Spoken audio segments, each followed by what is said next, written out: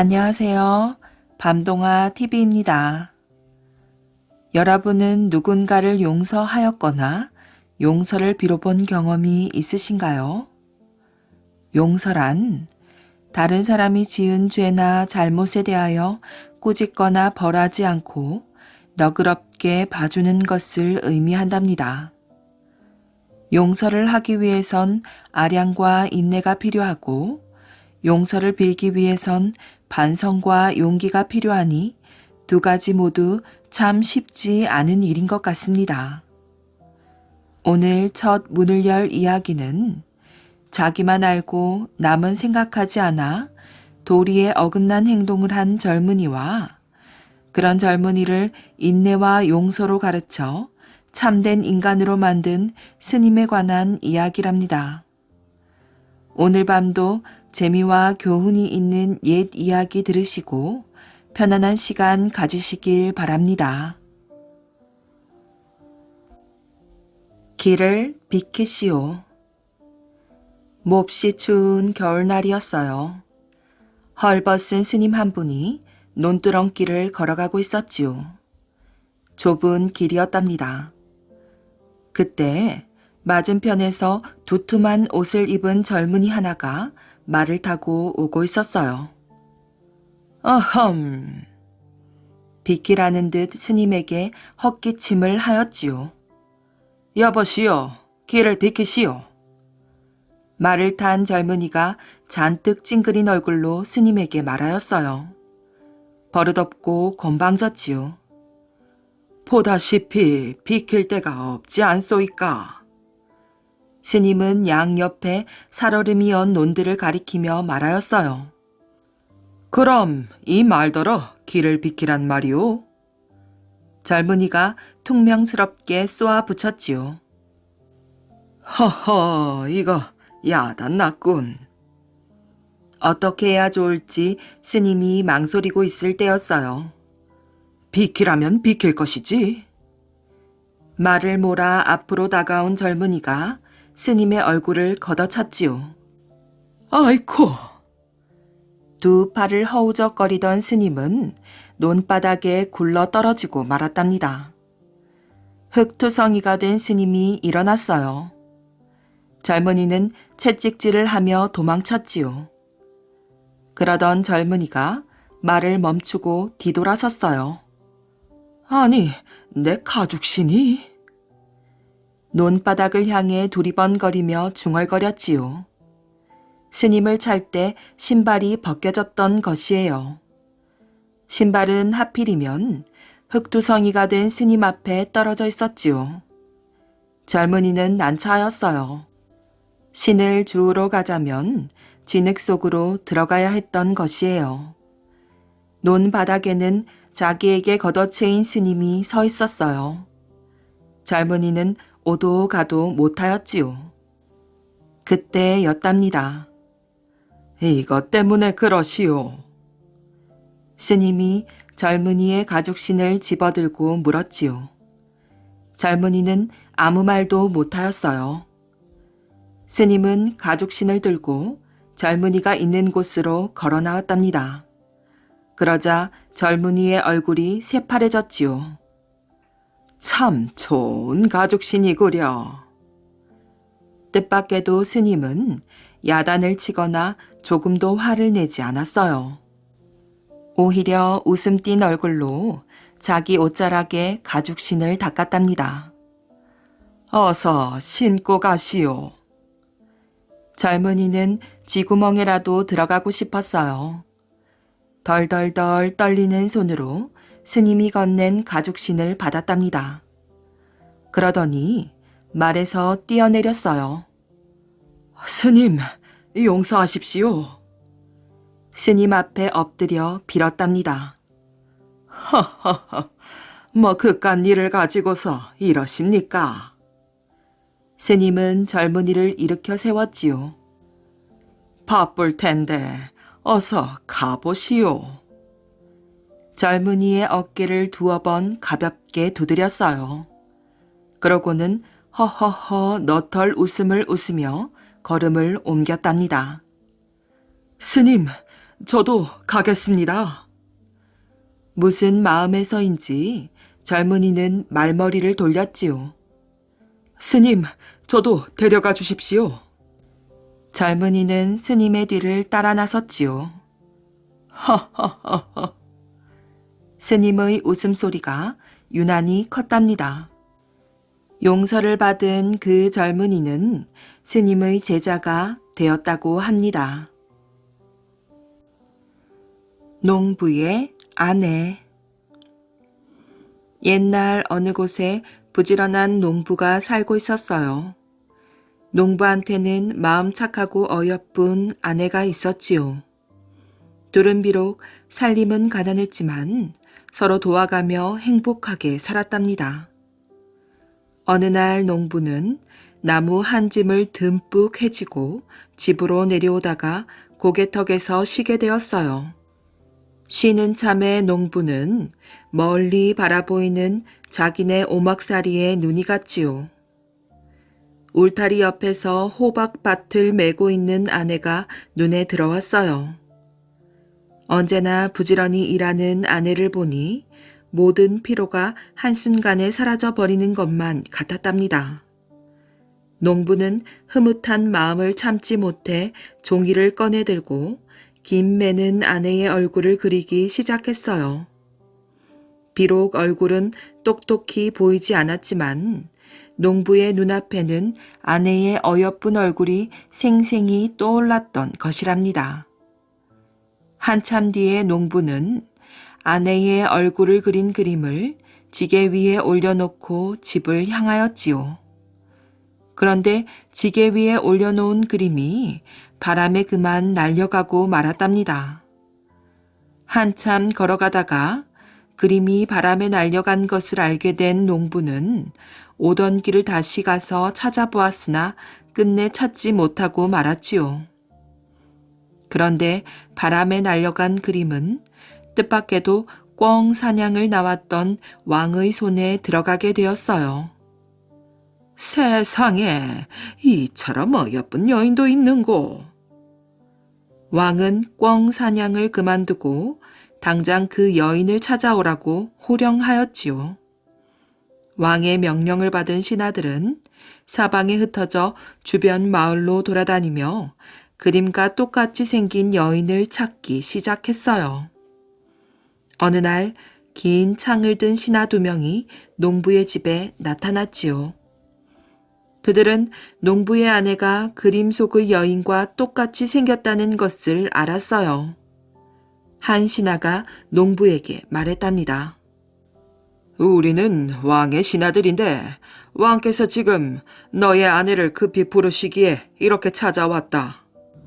왕이 남의 아내는 왜 부르십니까? 농부가 무뚝뚝하게 물었어요. 그것은 네가 알 일이 아니니 더 묻지 말고 어서 아내를 내놓거라. 농부는 남의 아내를 빼앗아 가려는 왕이 괘씸하기 그지없었지요. 안 된다. 누구도 내 아내를 데려갈 수가 없다. 농부는 왕의 신하들을 무섭게 쏘아보며 소리쳤어요. 이런 미친 자를 보았나? 네가 감히 왕의 분부를 거역하고 나서? 신하들이 농부를 사정없이 밀쳐버리고 집 안으로 뛰어들어가 그의 아내를 끌고 나왔지요. 그런데 농부의 아내는 신하들 앞에 별로 맞서지도 않고 순순히 걸어 나왔어요. 게다가 다시 방으로 들어가 새 옷까지 말끔히 갈아입고 나오는 것이었지요. 그 광경을 보고 있던 농부는 놀라지 않을 수 없었답니다. 이제는 아내도 믿을 수 없구나 하는 생각이 들었지요. 아내가 저런 여자였단 말인가. 농부의 마음은 괴롭기 그지없었어요. 그런데 이때 아내가 신하들의 눈을 피해가며 속삭이듯 나지기 말하였어요. 서방님, 활쏘기와 춤추는 법을 익히세요. 제가 며칠 뒤에 큰 잔치를 열겠어요. 그때 활로 새를 잡아 새털 옷을 지어 입고 오세요. 그 말을 듣고야 농부는 아내에게 무슨 꾀가 있다는 것을 알아차렸어요. 농부는 마음이 좀 가라앉았지요. 농부의 아내를 맞은 왕은 그의 아름다움에 홀딱 반하고 말았답니다. 정말 선녀 같구나. 오늘부터 옷 단장을 하고 내 가까이에 있으라. 왕의 말이 떨어지기 바쁘게 농부의 아내 앞에는 태어나서 처음 보는 화려한 옷이 쌓이고 별의별 음식이 다 들어왔어요. 날마다 춤판이 벌어지고 노랫소리가 그칠 줄을 몰랐지요. 그러나 농부의 아내는 웃지도 않고 말 한마디 하지 않았답니다. 아내의 얼굴빛은 얼음장같이 쌀쌀하였어요. 그러자 왕은 화가 나 소리쳤지요. 왜 아무 말도 없는고? 부처가 아니거든 목석같이 앉아있지 말 것이지 무슨 일인가? 농부의 아내는 왕이 몇 번이나 물어보고 나서야 겨우 입을 열었어요. 소인에게는 어린 시절에 헤어진 오라버니 한 분이 계시는데 이런 흥겨운 날을 맞으니 오라버니가 한없이 그리워지나이다. 거지잔치를 하면 소인의 마음이 흥겨울 것 같으니 방방곡곡에 알려 거지들을 모이게 해주시면 좋겠나이다. 농부의 아내한테 홀딱 반해버린 왕은 그 말을 안 들어줄 리가 없었지요. 이리하여 거지잔치가 크게 열렸답니다. 나라 곳곳에서 궁궐로 모여드는 거지 가운데에는 여인의 남편도 있었지요. 농부는 그 사이 아내가 시킨 대로 활로 숱한 새들을 잡아 새털 옷을 한 벌 지어 입었어요. 그리고 춤추는 법도 익혔지요. 거지잔치 첫날 농부는 아래 끝에 앉았답니다. 그랬더니 다른 거지들한테는 음식상을 다 차려주어도 농부에게는 물 한 사발도 안 주는 것이었어요. 이튿날에는 맨 위 끝에 앉았지요. 그러나 역시 농부를 또 빼돌렸어요. 마지막에는 한 가운데에 앉았는데 그러자 궁녀들이 갖가지 음식들을 상다리가 부러지게 차려왔답니다. 큰 상을 받자 새털 옷을 입은 농부는 더덩실 춤을 추기 시작하였어요. 이를 보고 있던 농부의 아내는 춤추는 남편과 눈이 마주치자 호호하고 처음으로 크게 웃었지요.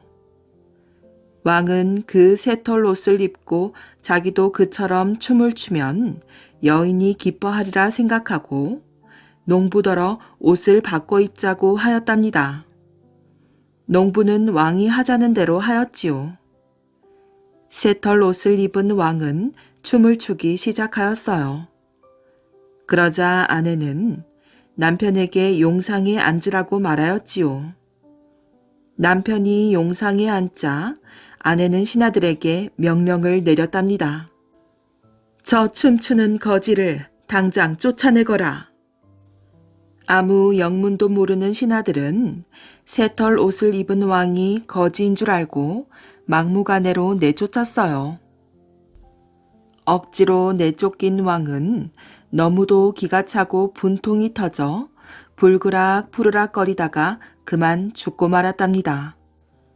다시 만난 농부 부부는 고향에 돌아가 농사를 지으며 행복하게 잘 살았답니다. 어사 박문수와 은혜 갚은 개. 충청도 괴산에 괴산동이라는 마을이 있었답니다. 그 마을은 깨끗한 물로 유명했는데 사람들의 인심 또한 그 물처럼 넉넉하였지요. 박문수와 칠성이는 그 괴산동이라는 마을로 향하고 있었어요. 아무리 살기 좋은 마을이라도 한 두 가지쯤은 어려움이 있기 마련이고 박문수의 역할은 그 고통을 없애주는 것이었기 때문이지요.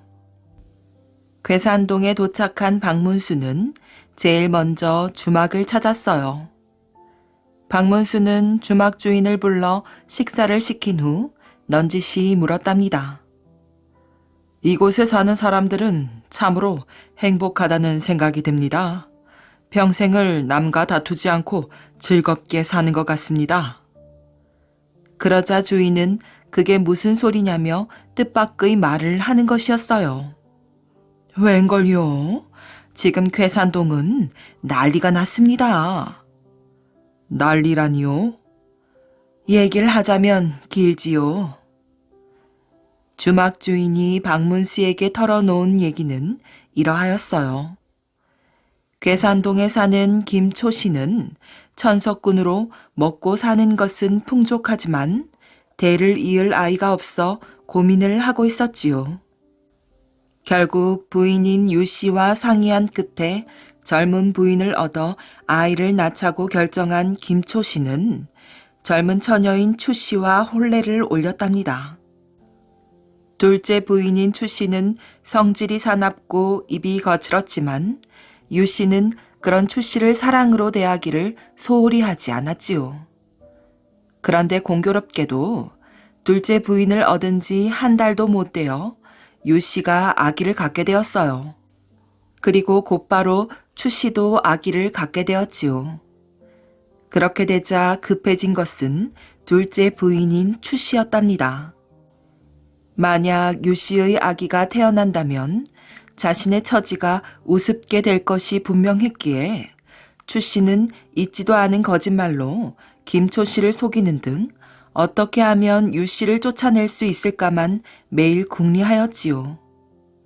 그 결과 처음에는 유 씨의 편이었던 김초 씨와 하인들이 점차 유 씨에게서 멀어져 갔답니다.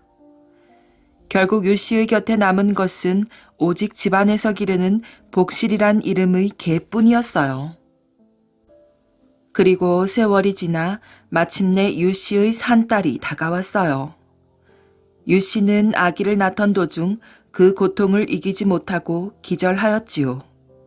그리고 다시 정신을 차렸을 때 유 씨는 깜짝 놀랐답니다.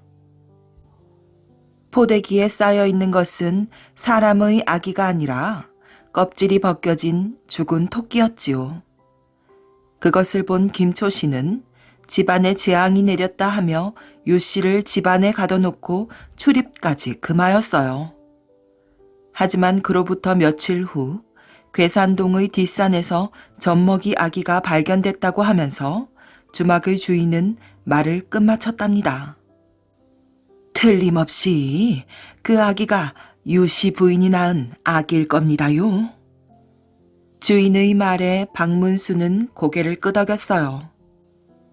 아무래도 김초 씨의 집에 한번 가봐야겠구나.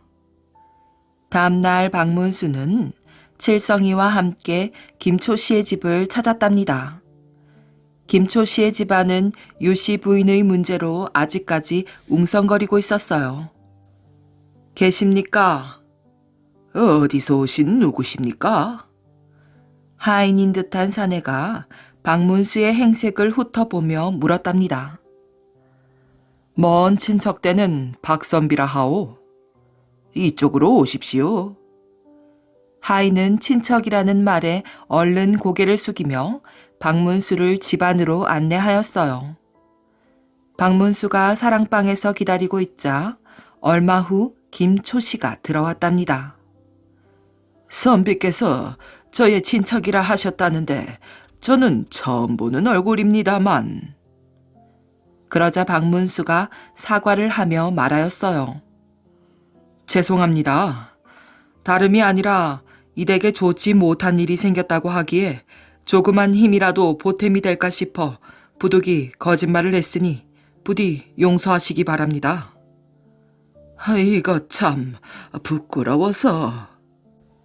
김초 씨는 얼굴을 붉히며 그동안 있었던 일을 모두 털어놓았지요. 이야기를 모두 듣고 난 박문수가 하인 칠성이에게 한 장의 글을 내주며 밖으로 내보냈어요. 다음날 오후 박문수는 김초 씨에게 부탁해 집안 식구들을 모두 모이게 하였답니다.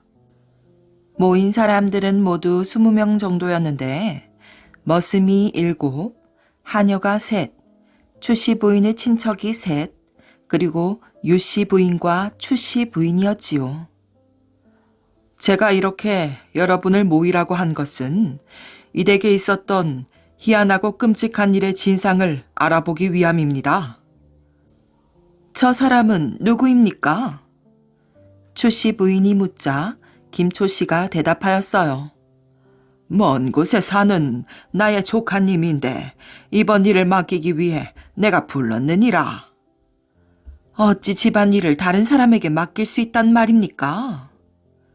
추씨 부인이 쌀쌀맞게 소리쳤어요. 하지만 김초 씨는 개의치 않고 박문수에게 계속 말하라며 눈짓을 하였지요. 사람이 사람의 아기를 낳지 않고 짐승을 낳았다는 것은 뭔가 내력이 있을 것입니다. 제가 나름대로 생각을 해보았는데 잘 들어보시기 바랍니다. 박문수는 잠시 숨을 가다듬은 후 말을 이었지요. 일은 이렇게 된 것입니다. 유씨 부인이 아기를 낳는 고통을 참지 못해 기절을 하자 산파역을 하고 있던 추씨 부인이 사람을 시켜 아기를 버리게 하고 대신 토끼를 그곳에 갖다 놓은 것입니다. 그렇지 않습니까, 추씨 부인? 그러자 추씨 부인이 버럭 소리를 질렀답니다. 당치도 않는 말이오. 어찌 내가 그런 일을 할 수 있단 말이오. 증거가 있으면 대보시오. 증거는 없지만 그것을 목격한 증인은 있습니다. 교묘하게 일을 했지만 틀림없이 이를 지켜본 증인이 있지요. 박문수의 말에 추 부인의 얼굴이 하얗게 질렸어요. 증인은 바로 저 복실이입니다. 뭐라고요? 모든 사람들이 복실이를 보고 소리를 질렀어요. 박문수가 계속 말을 이었지요. 복실이는 처음부터 추씨 부인이 유씨 부인의 아기를 버릴 것을 알고 있었습니다. 그것을 안 복실이가 아기가 버려진 장소로 가서 자신의 새끼에게 먹일 젖을 유씨의 아기에게 물렸지요. 그 바람에 저 복실이의 새끼들은 모두 죽었지만 덕분에 아기는 살 수 있었던 것입니다.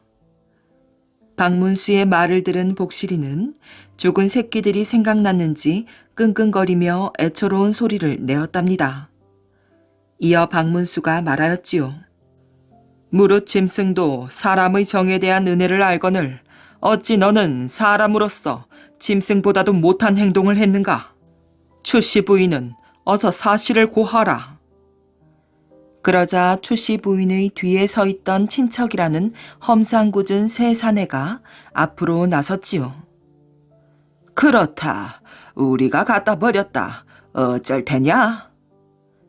사내들은 금방이라도 박문수에게 달려들 것처럼 눈빛에 살기가 등등하였어요. 그때 갑자기 박문수가 오른손을 번쩍 들었지요. 그러자 어디서 나타났는지 변장을 한 포졸 여러 명이 순식간에 삼형제와 추씨 부인을 묶어버렸어요. 시간 맞춰 잘 왔구나. 제가 누굽니까요, 나으리? 박문수의 칭찬에 칠성이가 웃으며 말하였지요. 사람들은 그제야 박문수의 정체가 암행어사라는 것을 알고 황급히 머리를 조아렸어요. 그 일이 있은 후부터 괴산동은 충성스런 복실이가 주인의 은혜를 갚았다고 해서 보은동이라 고쳐 부르게 되었답니다. 소와 개구리. 새끼 개구리들이 풀밭에 나와 놀고 있었어요. 그런데 어디선가 쿵쿵거리는 소리가 들려오기 시작하였지요. 이게 무슨 소리야? 새끼 개구리들은 너무 놀라 풀잎 사이로 숨거나 모두들 놀란 나머지 집으로 도망을 갔지요. 아버지! 새끼 개구리들은 숨을 몰아쉬며 말하였어요. 괴물을 보았어요, 아버지. 높은 산만 했어요, 아버지. 무서워 죽을 뻔했어요. 굉장히 컸어요. 새끼 개구리들이 호들갑을 떨자 무엇을 보고 그렇게들 떠드는 것이냐? 아버지 개구리는 태어난 척 하였지요. 말도 마세요. 아버지가 제일 크고 힘이 센 줄 알았는데 그게 아니었어요. 아버지보다 훨씬 컸어요. 머리에는 뿔도 나 있고 다리는 기둥처럼 두꺼웠어요. 새끼 개구리들은 저마다 떠들기에 바빴지요. 자식들이 떠들어대는 것을 듣고 있는 아빠 개구리는 웃어버렸답니다. 하하, 알았다. 그건 소라는 짐승이야. 그리 큰 짐승도 아닌걸. 그게 소라고요?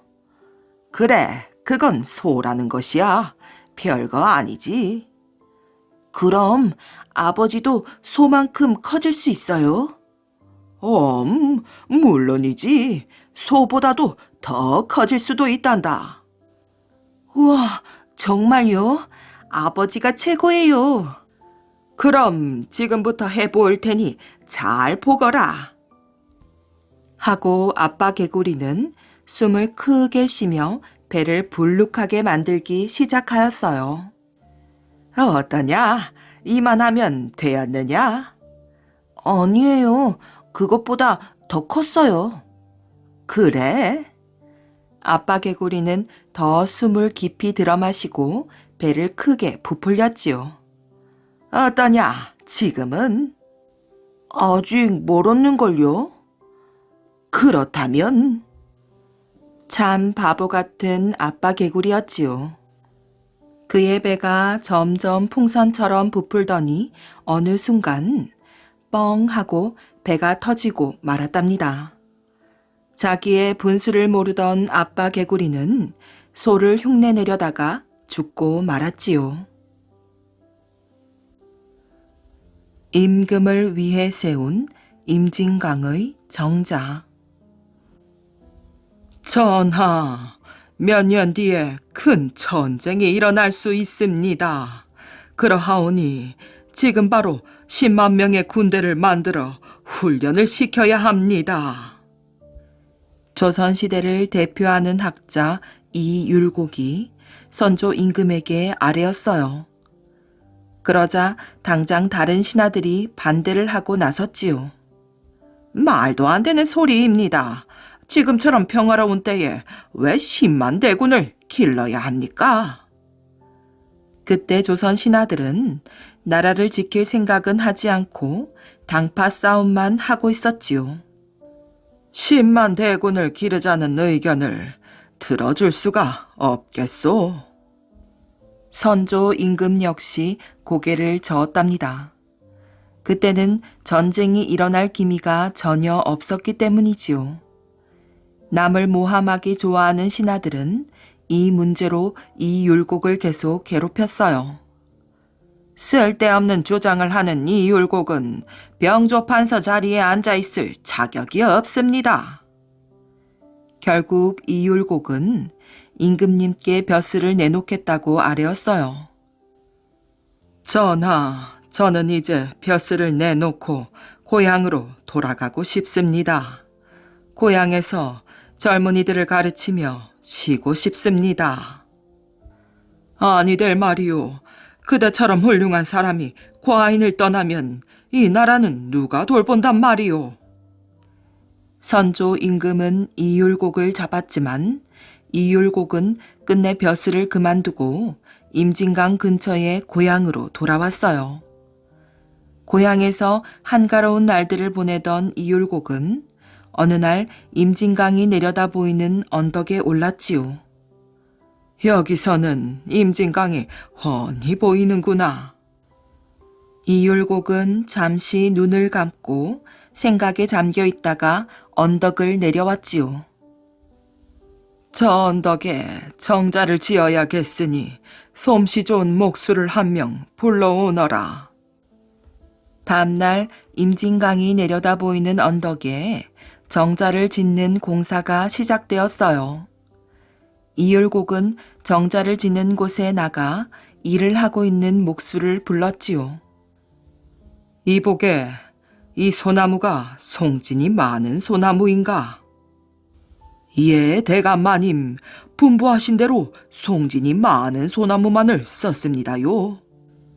그런데 대감마님, 송진이 많은 소나무를 쓰면 기둥이 잘 휘어지는데 어찌하여? 하하, 그냥 내 말대로 해주게나.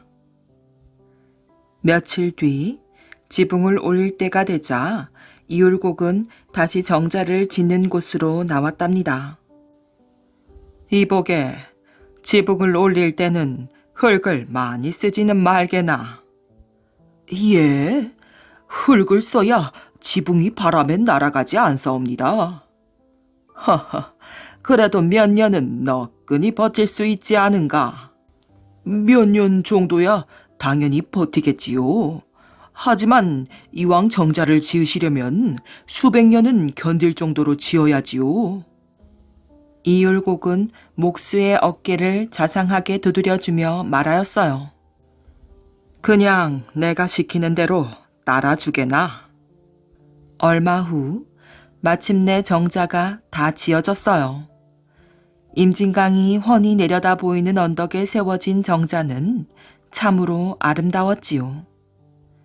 이율곡은 이 정자의 이름을 화석정이라고 정하고 현판을 써 정자에 걸었답니다.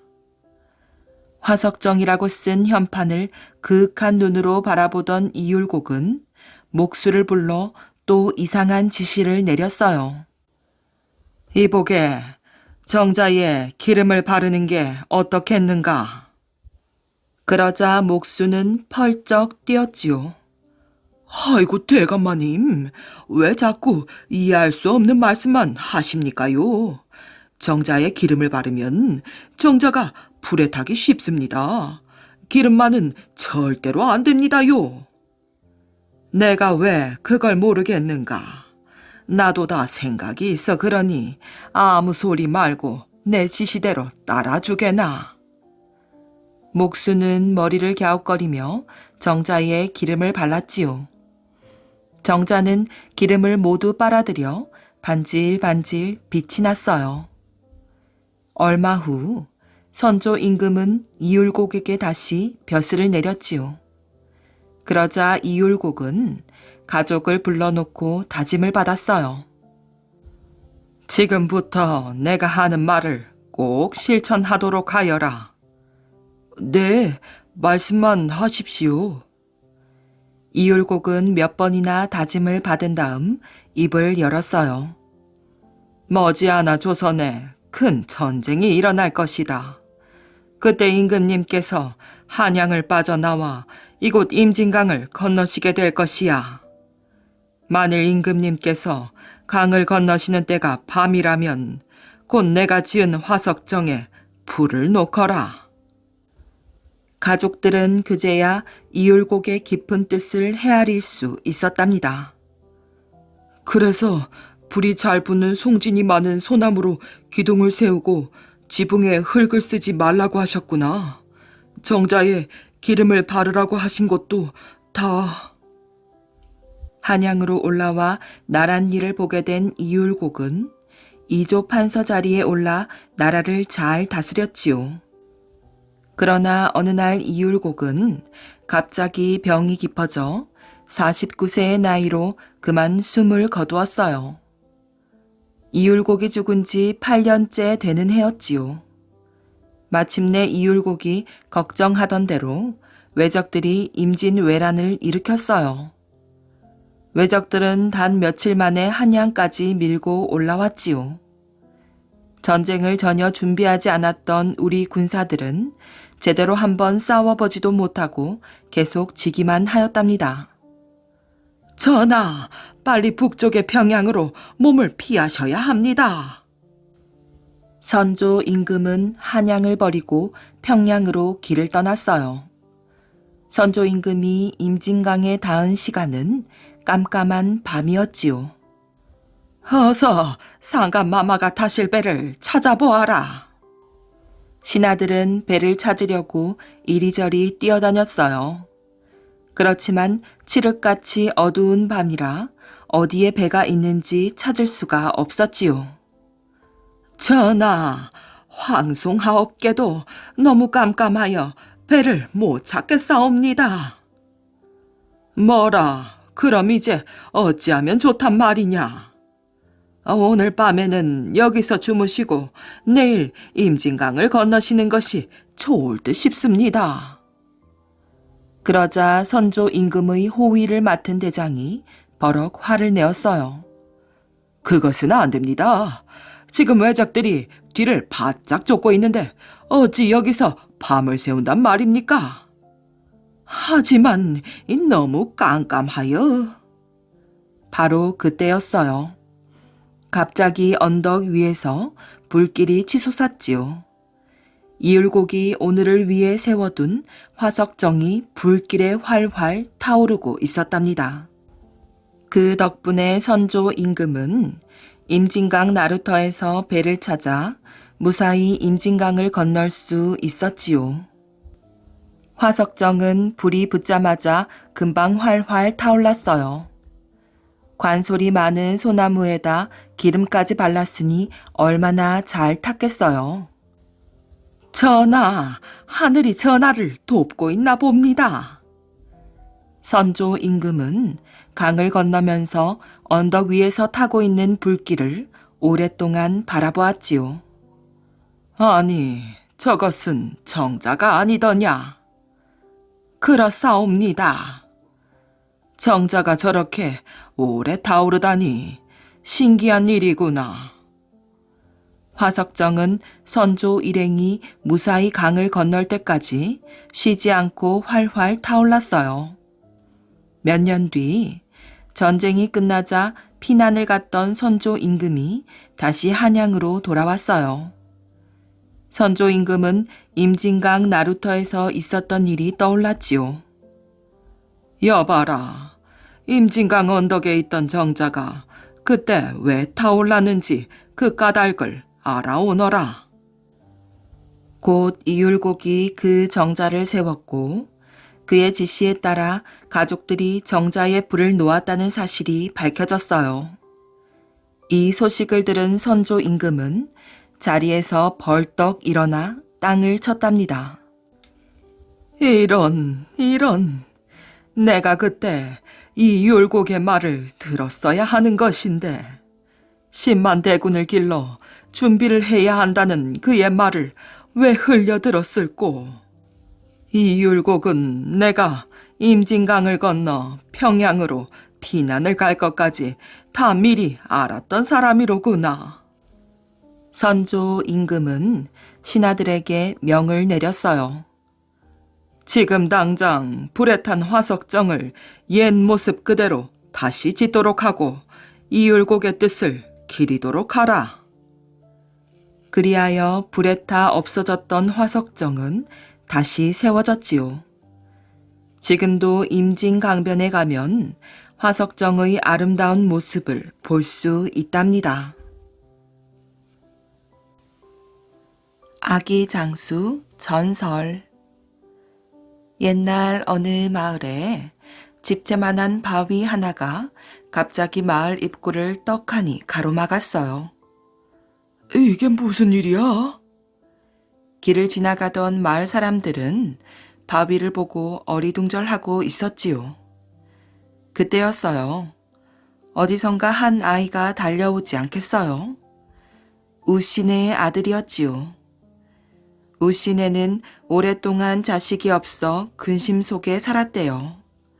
그러다 몇 해 전에 그토록 바라던 자식을 얻었는데 바로 이 아이였지요. 아이는 두 손으로 바위를 번쩍 들더니 길 옆으로 휙 하니 던지는 것이었어요. 세상에 조그마한 몸에서 어떻게 저런 힘이 솟을까요? 마을 사람들은 놀란 입을 다물지 못하였지요. 아이는 두 손을 탁탁 털면서 오던 길로 다시 가버렸어요. 사실 이 아이가 태어날 때 있었던 일을 생각하면 이 정도 일은 아무것도 아니랍니다. 아들이에요, 아들. 마침내 그토록 기다리던 아기가 태어난 날이었어요. 문 밖에서 초조하게 기다리고 있던 우 씨는 기뻐서 어쩔 줄을 몰랐지요. 금줄을 건다 어쩐다 야단이었어요. 하지만 기뻐만 할 일이 아니었지요. 아기는 금줄처럼 베베 꼬인 탯줄을 감고 태어났거든요. 산파가 아무리 탯줄을 자르려고 해도 탯줄은 좀채 끊기지 않았답니다. 정말 큰일이었지요. 이러다가는 아기는 울음 한번 울어보지 못하고 죽을 지경이었거든요. 한참 동안 끙끙대고 있는데 밖에서 우씨가 억새풀을 건네주었어요. 혹시나 하는 마음에 산파는 억새풀을 받아들었어요. 고래 심줄처럼 질긴 억새풀로 탯줄을 끊고 또 끊었답니다. 마침내 탯줄이 끊기고 아이가 으앙 하고 울었지요. 아니, 이게 또 뭐야? 아이고, 대체 무슨 일이래요? 옆에서 보고 있던 사람들도 모두 놀라 말을 잇지 못하였지요. 아기의 겨드랑이에 얼레빈만한 날개가 달려 있었어요. 우씨 부인이 아기를 꼭 껴안은 채 울음을 터뜨렸지요. 부인이 우는 건 바로 전설 때문이었어요. 마을에는 매바위라는 곳이 있었는데 오랫동안 전설 하나가 전해오고 있었답니다. 이 마을에 날개를 단 영웅이 태어난다는 전설이었지요. 그 영웅이 태어나면 자신의 부모를 죽이고 마을과 심지어는 나라를 뒤엎을 만한 큰 일을 일으킨다는 아주 무시무시한 전설이었어요. 아기가 날개를 달고 태어났다는 소식은 금세 마을 전체로 퍼져나갔어요. 마을 사람들은 걱정과 근심에 쌓여 모이기만 하면 수군수군 거렸답니다. 그런 것에 아랑곳도 않고 아이는 하루가 다르게 쑥쑥 커갔어요. 아이는 걷기도 전에 말을 하고 휙 날아 단번에 시렁 위에도 올라가곤 하였지요. 그런 아이를 볼 때마다 우씨 부부의 근심은 점점 더 깊어갔답니다. 어머니, 얼마 안 있으면 군사들이 저를 죽이러 올 것입니다. 어느 날 아이가 그러는 것이었어요. 우씨 부인은 화들짝 놀랐지요. 그 당시는 몹시 나라가 혼란스러웠어요. 그래서 높은 사람들은 영웅이나 장수가 나타나는 것을 두려워하였지요. 자신들의 잘못을 고치기보다는 영웅이나 장수를 없애 자신들에게 덤벼들지 못하게 하려고 하였답니다. 그러니 날개를 가진 아이가 태어났다는 소식을 듣고 가만히 있을 턱이 없었지요. 지난해부터 이 아이를 해치러 사람들이 들이닥칠 것이란 소문이 끊임없이 나돌았어요. 아니, 어떻게 그런 일이... 어머니, 너무 놀라지 마세요. 그보다 제게 콩 한 자루만 구해주세요. 콩 한 자루를 어디에 쓰려고 그러느냐? 다 생각이 있습니다. 우씨 부인은 콩 한 자루를 구해주었어요. 아이는 콩을 조물락조물락 거리더니 금세 떡같이 만드는 것이었어요. 어찌나 신기하던지 우씨 부부는 아이에게서 눈을 떼지 못하였지요. 아이는 그것을 판판하게 하더니 콩으로 갑옷을 만들었어요. 갑옷은 썩 잘 만들어졌지요. 갑옷을 입은 모습을 이리저리 살피던 우씨 부인은 겨드랑이 쪽을 보다 깜짝 놀랐답니다. 겨드랑이 쪽에 손가락만한 구멍이 나 있었거든요. 콩 한 알이 모자라서 그런 것입니다. 아이는 아무렇지도 않은 목소리였어요. 하지만 우씨 부인의 얼굴은 어두워졌지요. 벼랑간 밖이 소란스러워졌어요. 큰일이 났습니다. 군사들이 마을로 몰려오고 있습니다. 곧이어 밖에서 다급한 소리가 들렸답니다. 정말로 아이의 말이 딱 맞았던 것이지요. 개미떼처럼 많은 군사들이 우르르 몰려오고 있었어요. 아이는 당황한 기색도 없이 군사들을 향해 달려갔지요. 수많은 화살이 빗발치듯 날아왔어요. 신기하게도 콩으로 만든 갑옷에 닿자 화살은 땅으로 뚝뚝 떨어졌답니다. 빛처럼 퍼붓는 화살도 갑옷을 뚫지 못하였어요. 그걸 보고 군사들이 오히려 당황하였지요. 자, 덤비거라. 아이는 큰 소리로 군사들을 향해 소리쳤어요. 아이의 겨드랑이에 달린 날개가 훤히 보였답니다. 그것을 본 군사들은 움찔거리며 자꾸만 뒤로 내빼는 것이었어요. 아니, 아이 하나를 해치우지 못하고 뭐하는 것이야? 군사들의 대장이 호통치는 소리였어요. 그제서야 군사들은 다시 하나둘씩 앞으로 나왔지요. 화살을 쏘아라. 칼을 높이 들어라. 대장이 싸우라고 재촉하였어요. 그 소리가 떨어지자마자 화살이 다시 빗발치기 시작하였지요. 아이는 요리조리 잘도 피해 다니며 군사들과 싸웠답니다. 저기 겨드랑이에 구멍이 있다. 거기를 쏘아라. 대장이 한 사수에게 속삭였어요. 사수는 신중하게 화살을 아이의 겨드랑이에 조준했답니다. 마침내 아이의 겨드랑이에 화살이 꽂혔어요. 아이는 그만 앞으로 푹 꼬꾸라졌지요. 아이가 쓰러졌다. 군사들의 함성이 터져나왔어요. 우르르 쾅쾅. 갑자기 천둥이 쳤지요. 먹구름이 우르르 몰려오더니 하늘이 금세 어두워졌어요. 하늘이 노했나 봐. 어서 도망가자. 군사들은 허둥지둥 달아나기 시작했지요. 뒤늦게 마을 사람들이 달려왔어요. 마을 사람들은 쓰러져 있는 아이를 안고 우신의 집으로 향했답니다. 아가야, 이제 편히 쉬거라. 우씨 부인은 아이를 받아들고 하염없이 눈물을 흘렸지요. 마을 사람들은 너나 할 것 없이 하늘에 대고 빌었답니다. 아이고, 제발 아기 장수가 하늘에 가서 편히 쉴 수 있게 도와주십시오. 마을 사람들은 아이를 땅에 묻어주었어요. 봉분이 봉그 솟아났지요. 그러자 어둠이 걷히며 해가 다시 봉그 솟아났어요. 한편 마을에 있는 백마굴에서 이상한 말 울음소리가 들려왔어요. 아주 구슬픈 소리였지요. 그 소리는 3일 밤낮 동안 계속되었어요. 마을 사람들은 소리가 나는 백마굴로 가보았답니다. 백마굴에는 눈부시게 하얀 말 한 마리가 울고 있었지요. 그제서야 마을 사람들은 깨달았답니다. 죽은 아기 장수가 백마의 주인이었어. 용맹을 떨치지도 못하고 아기 장수가 죽자 백마는 저리도 구슬프게 울었던 것이야.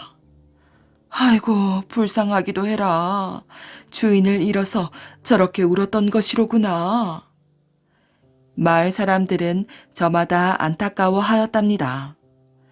마을 사람들은 백마에게 물이랑 먹이를 갖다 주었지만 백마는 거들떠보지도 않고 울기만 하였지요. 어찌나 구슬프게 우는지 마을 사람들까지도 슬퍼서 함께 울었을 정도였어요. 물 한 모금도 마시지 않은 채 몇 날 며칠을 울기만 하던 백마는 어느 날 말개울이라는 냇가로 갔답니다. 물 속으로 힘없이 발을 들여놓았다가 그만 백마는 물에 빠져 죽고 말았지요. 이 이야기는 충북 음성군 원남면 포천리와 괴산면 근처에 있는 백마산과 백마굴에 전해지는 전설이랍니다. 그곳에 가면 지금도 백마가 죽은 냇가가 있는 말개울이라는 동네가 있답니다. 황소를 대판 게으름뱅이. 어느 곳에 일하기 싫어하고 놀기만 좋아하는 게으름뱅이 아버지와 아들이 있었어요. 아들은 떡거머리 총각이 되었지만 아버지나 아들이나 빈둥빈둥 놀며 있는 재산을 까먹기만 하여 모아놓은 재산이 없었지요. 더구나 어머니는 살림은 안 하고 밤낮 마을만 쏘다니며 노는 마을꾼이었어요. 에고, 며느리라도 들어와 삭바느질이라도 해야 먹고 살지 안 되겠어요. 당신이 어디 가서 아들 장가 보낼 미천이라도 마련해 와요. 어느 날 아버지는 아내의 등살에 못 이겨 남아있던 살림살이를 모두 팔아 송아지 한 마리를 사왔지요. 너도 이제 나이가 찼으니 장가갈 미천이라도 있어야 할 것 아니냐. 이 송아지라도 잘 키워 팔아 장가갈 돈을 마련해 보자꾸나. 그래서 아버지와 아들은 그 송아지를 길들이기 시작했답니다. 이러 꿀꿀 어디여 어디여 워워. 아이고 이놈의 송아지가 어디로 가는 거야? 송아지는 너무 어려 말을 알아듣지 못하고 자꾸 다른 방향으로 가며 뜬배질만 했답니다. 안 되겠구나. 내가 앞에서 잡아 끌 터이니 네가 뒤에서 몰아보거라. 그래서 아버지가 앞에서 고삐를 지고 아들의 신호에 따라 소를 끌게 되었지요. 이러 저라. 아이고 이 녀석아, 도대체 어느 쪽으로 가라는 말이냐?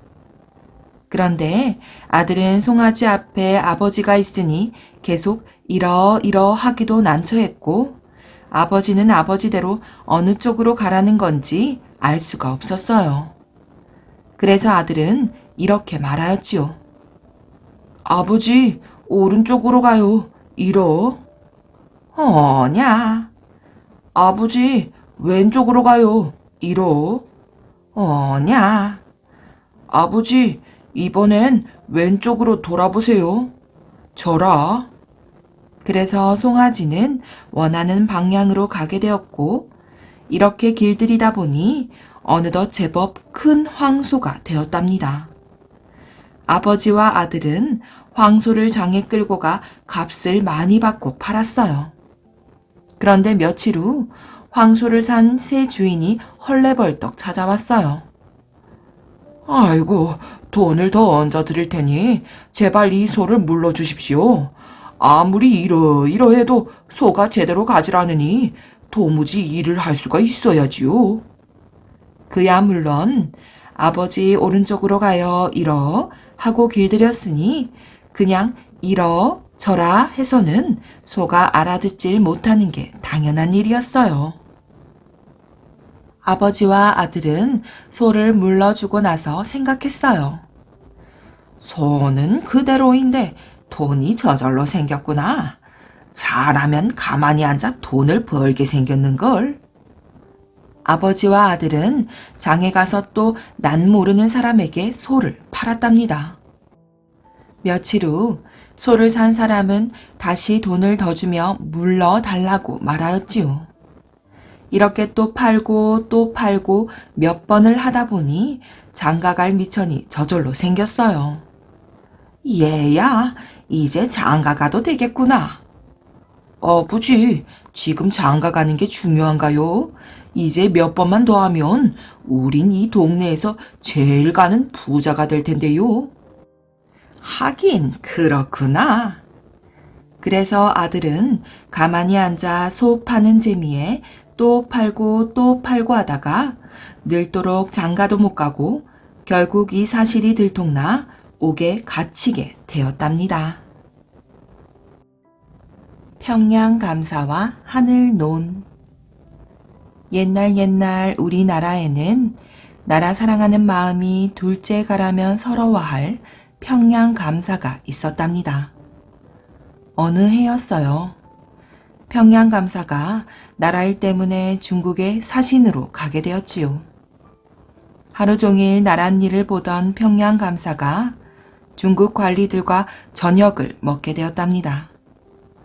그때 한 중국 관리가 평양 감사에게 우리 중국은 땅도 넓고 사람도 많은데 조선에는 자랑할 만한 보물이라도 있소이까? 하고 빈정댔어요. 그러자 옆에 있던 다른 관리들도 맞아. 조선같이 작은 나라에 자랑거리가 어디 있겠어? 하고 맞장구를 쳤답니다.